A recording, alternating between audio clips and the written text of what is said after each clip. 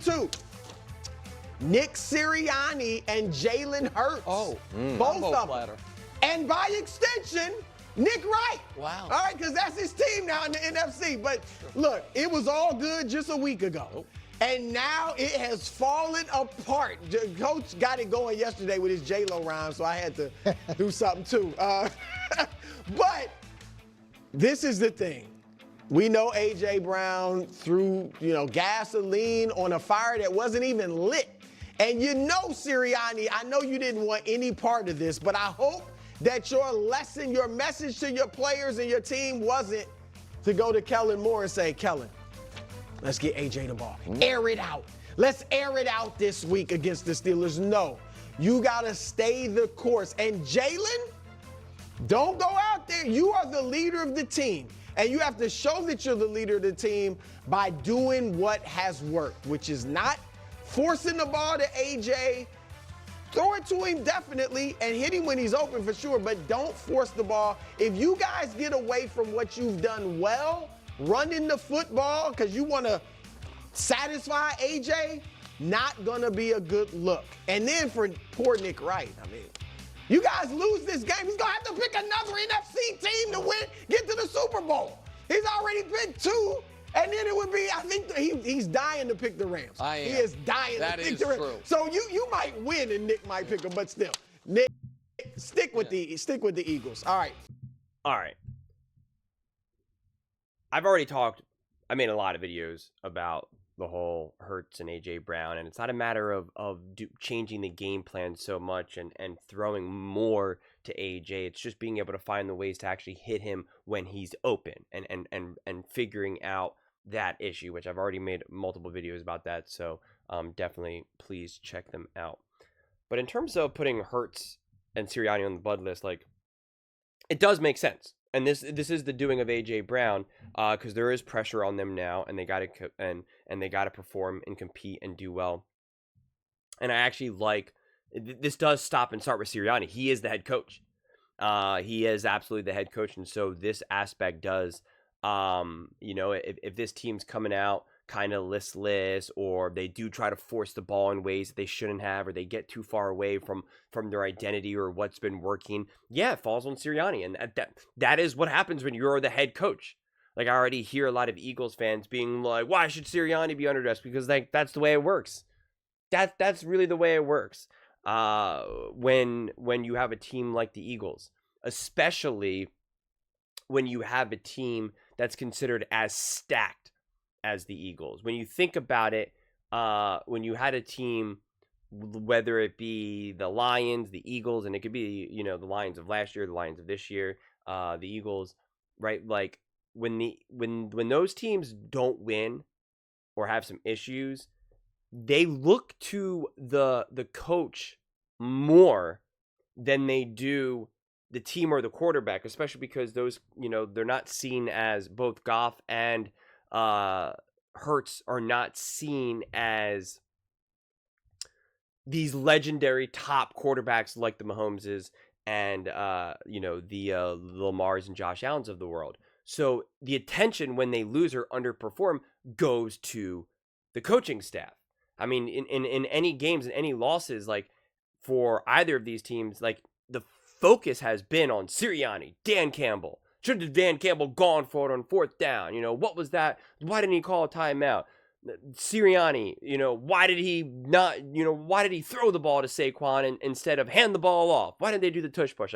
That's where all of that attention goes. Whereas it seems like when you have some of these bigger name quarterbacks that people really just, obviously are the most popular, again, it depends on the situation, but it seems like they get more blame. When Patrick Mahomes lost to the Josh Allen, the Buffalo Bills, not a lot of people, really pretty much no one blamed Andy Reid and said Andy Reid needs to coach better and find a way to get this team going. They didn't do that. Mainly also because the team is not stacked. You don't, the Chiefs, especially offensively, you wouldn't classify them as a stacked roster. So it just makes sense that Sirianni is going to continue to be under duress. And a lot of people I know will also push back on that because they'll just be like, well, look at his record. He has a top record in the NFL since entering and all of this. And again, that's all accurate, but their team has been elite. Their team, their roster has been, you know, better than the vast majority of other teams out there. And so the standard is to win. It is to win. It is not to just get into the playoffs, win a playoff game. It is to get to the NFC Championship game, win the NFC Championship game, get to the Super Bowl, win the Super Bowl. That's what it comes down to. And when you did have a season that ended like it did last year, which I've already defended and said, you know, enough of the last year comparisons. But if you have something similar that happens this year, where this team is, you know, essentially hot. I know they kind of got off to a slightly slower start, but that doesn't even really seem to be relevant anymore. Like, people are truly like, hey, the Eagles are a top contender. They're a top team. Let's go. So that is what the expectations are. Anything less than achieving those expectations, I mean, the fire is up. The pressure's on. And this is the Philadelphia Eagles, not the Dallas Cowboys. The Philadelphia Eagles make moves. They're not going to just keep Mike McCarthy for year after year after year after. No, they will make moves. They're like, if you can't find a way to get it done, then we will.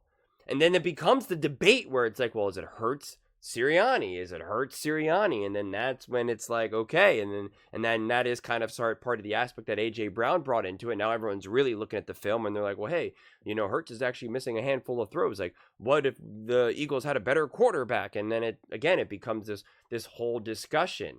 And that becomes a problem when you don't have a truly established head coach who, you know, without a shadow of a doubt is worth his weight in gold. Like, again, not even just the Andy Reids, but like Kevin O'Connell, McVay, Shanahan, where you just know, okay, we know that coach is locked and loaded.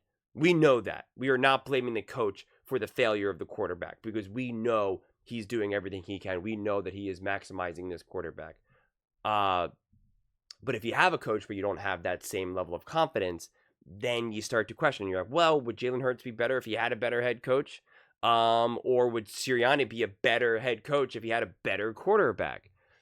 And it's like, you know, it gets tricky. And this is honestly what the Dallas Cowboys went through with Dak Prescott pretty much his entire career, because of mainly the coaching selection that they had. So, yeah. If the Eagles collapse, which again, I'm not saying they will, but I'm just saying if they collapse and they fall apart, I could see them really making some strong decisions, honestly. Decisions that would probably surprise more people than it should, considering the decisions that they've made in the past. But I do think this is fair for Brew to put them under duress because the expectations are through the roof, and you either live up to them or there's a price to pay.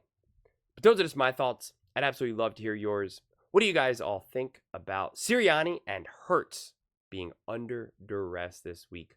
Let me know in the comments below. I read every single comment, so whether you agree with me or disagree with me, either way, let's get in some discussions. Let's get in some fights, but ultimately, let's just have some fun.